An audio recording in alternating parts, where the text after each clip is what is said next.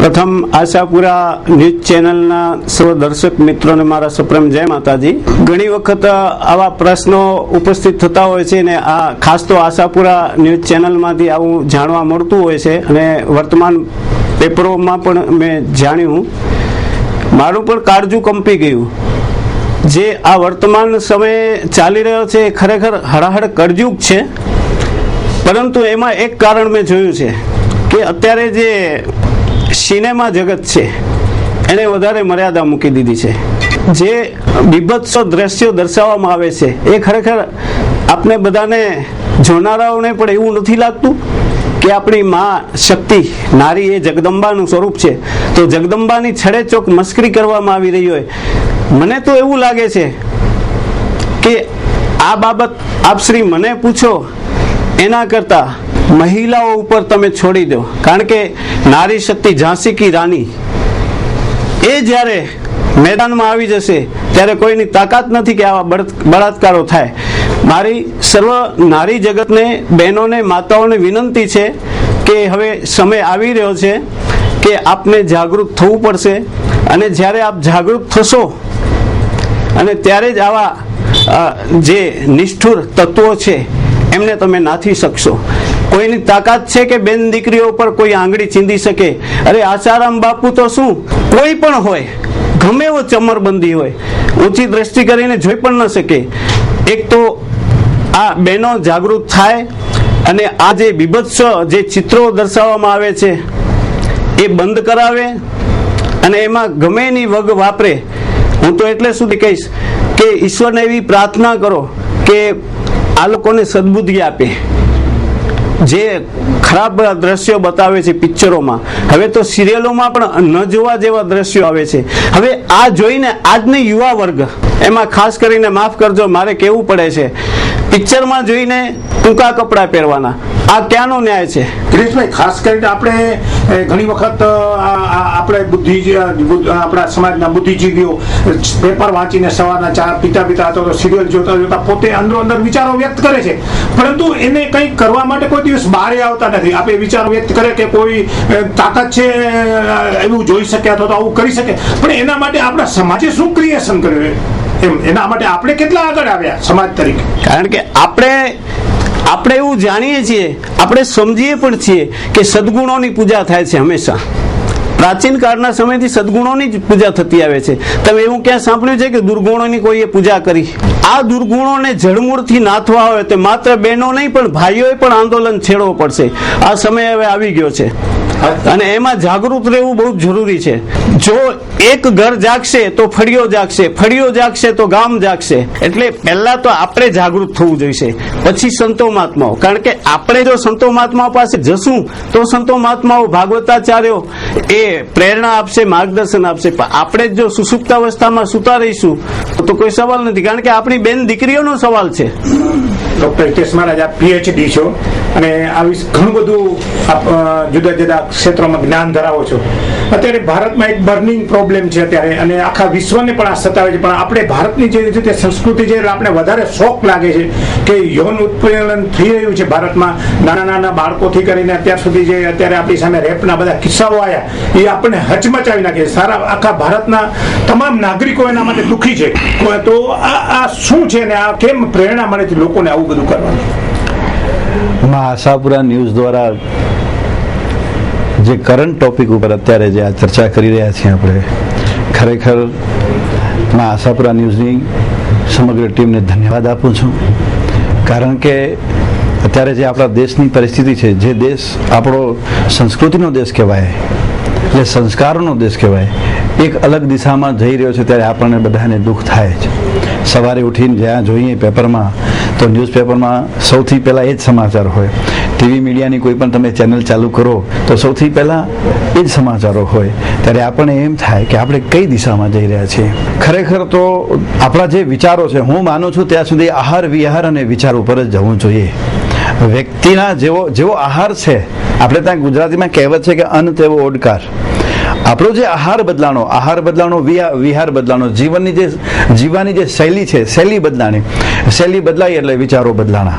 જો આપણે આપણી જીવન શૈલીને આપણી સંસ્કૃતિનું જતન કરવા માટે ભારતીય સંસ્કૃતિની ગરિમામાં રહી અને જો આપણે કંઈ પણ જીવન જીવશું તો 100% આવા જે કૃત્યો નિત્ય બને છે એ બનતા અટકી જશે. અને એના માટે સૌથી પહેલા સાવધાન હું તો ધર્મગુરુઓને રહેવાનું કહીશ. કારણ કે ધર્મગુરુઓ ઉપર જ્યાં લાંછન લાગતી હોય યા કલંક લાગતા હોય તો મારી દ્રષ્ટિએ હું તો એમ કહું છું કે ખરેખર આ પતન સિવાય બીજું કંઈ છે નહીં. આ અત્યારે જે રનિંગ ટોપિક અત્યારે આપણે જે રોજ સાંભળી રહ્યા છીએ, જે 4 દિવસ થયા, જે આ રાજસ્થાનનો બનાવ બનેલો છે, કોઈ પણ ધર્મગુરુ હોય હું તો એમ કહું છું કે ખરેખર જે પરમાત્માનું ભજન કરતું હોય તો એની સામે આંગળી ન ચિંતાવી જોઈએ. નક્કી વાત છે. મહારાજ, વાત કરીએ અનેક બનાવો બનતા છે. બીજી ગેંગરેપનો મુદ્દો હોય, પછી મુંબઈમાં ફોટો જર્નલિસ્ટ, મહિલા ફોટો જર્નલિસ્ટ ઉપર બળાત્કાર હોય, આસારામ ઉપર આક્ષેપો થયા છે, એ પુરવાર થયા તો પણ એ તમે જે વાત કરી કે સંત માટે ખૂબ જ ધૃણાસ્પદ છે, સંસ્કૃતિ માટે ધૃણાસ્પદ છે.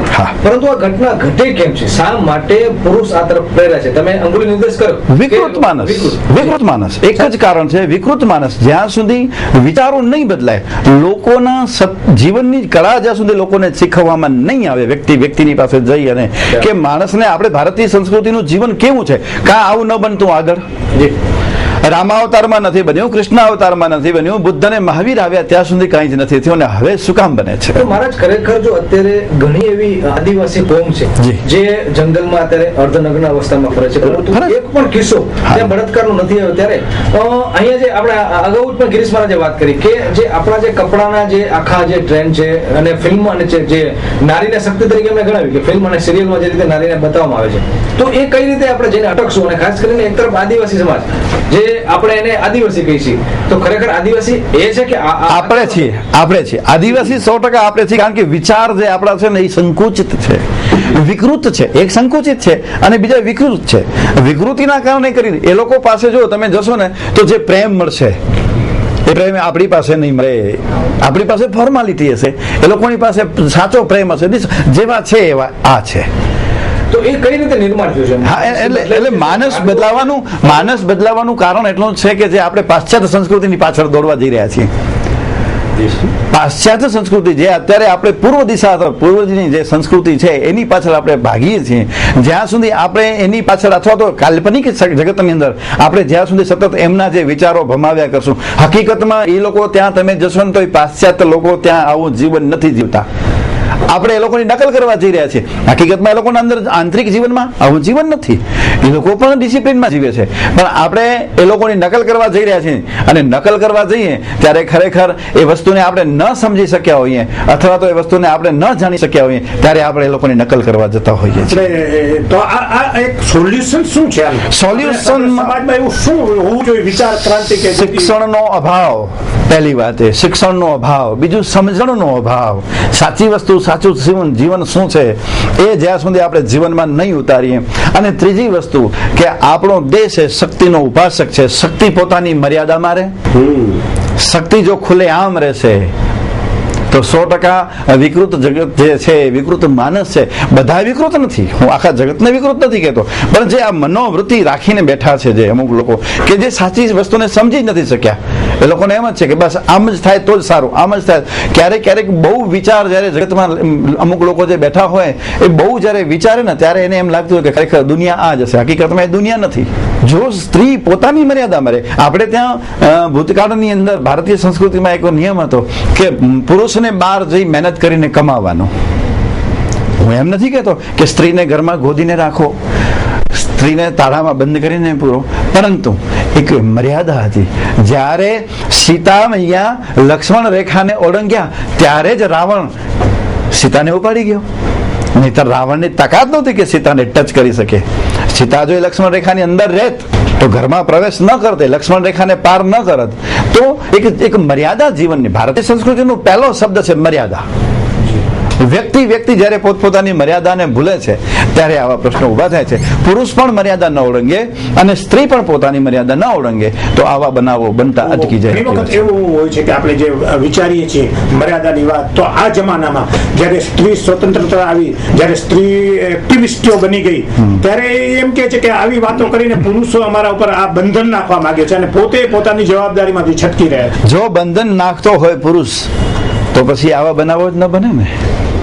બનાવોને રોકવા માટે કરીને સારા ઘરના લોકો મર્યાદામાં, બંધનમાં નહીં, બંધન શબ્દ આખો બીજો છે ને મર્યાદા શબ્દ આખી બીજી છે. ખુદ અભિનેત્રી અને અત્યારે સાંસદ છે ભાજપાના હેમા માલિને પણ એમ કીધું છે કે હવે સ્ત્રીઓને ઘરમાં બેસી રહેવું જોઈએ. આ કેટલી બધી કરુણતા છે, કારણ કે એને ટકોર કરી છે. ભલે સ્ત્રી એમ માનતી હોય કે અમારે આ એકચ્યુઅલી ગોંધી રાખવાની વાત છે, જે મહેતા સાહેબે વાત કરી, તો એનો છેદ ખુદ એક હેમા માલિની જે અભિનેત્રી છે, સાંસદ છે, એને ઉડાડ્યો છે કે આ પરિસ્થિતિ હોય તો સ્ત્રીને ઘરમાં રહેવું જોઈએ. તો શું લાગે છે આ પરિસ્થિતિ હોય તો સ્ત્રીઓને ઘરમાં રહેવાનું કોઈ પણ કારણ હું નથી માનતો કે સ્ત્રીઓને ઘરમાં રહેવું જોઈએ, પરંતુ એક વસ્તુ છે કે સ્ત્રીઓને મર્યાદામાં રહેવું જોઈએ. ભલે બજારમાં જાય, શાકભાજી લેવા જાય, કોઈ ખરીદી કરવા જાય, કોઈ સારા પ્રસંગોમાં જાય, પણ મર્યાદામાં જાય, મર્યાદામાં આવે. કારણ કે ઢોલ ગવાર શુદ્ર અરુ નારી ये सब ताड़न के अधिकारी. તુલસીએ કહ્યું છે તાડના યાને મારના, ફટકારના નહીં, તાડના યાને સમજના.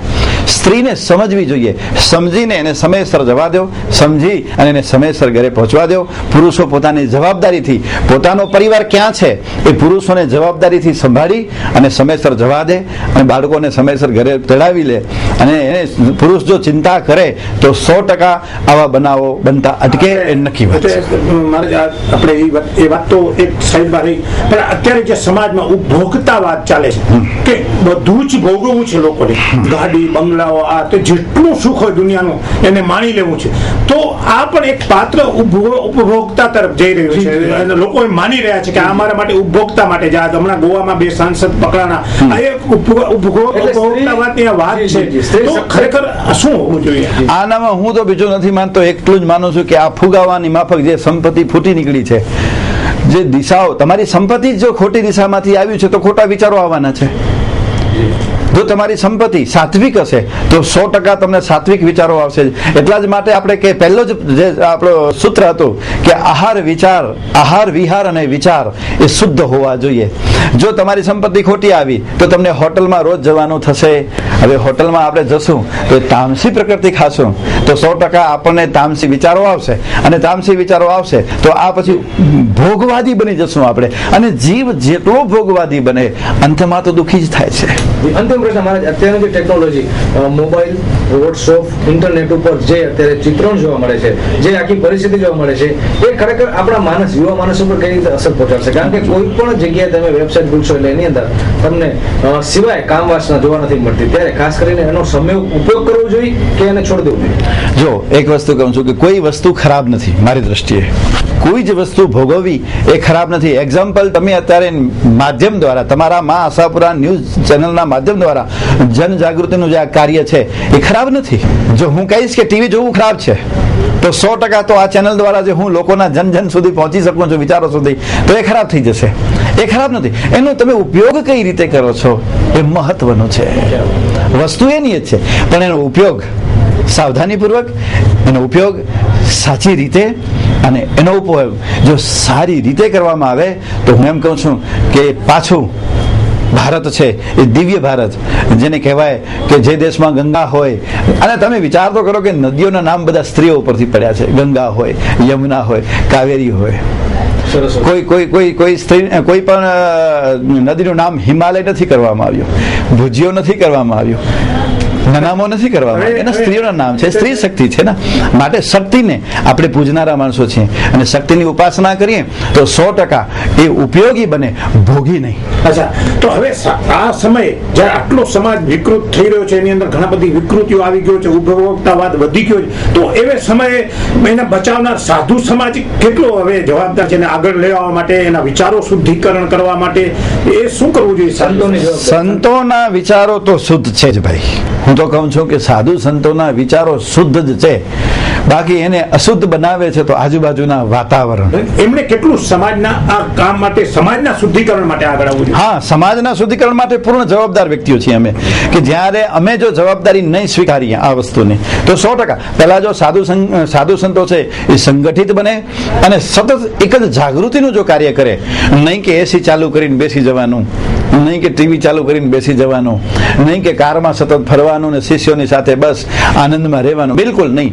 જ્યારે સમાજની ચિંતા કરતો થઈ જશે સાધુ, ત્યારે હું 100% કહું છું કે ભારતની અંદર આવું ક્યારે પણ કાર્ય નહીં થાય, આવું કૃત્ય નહીં થાય. ધન્યવાદ.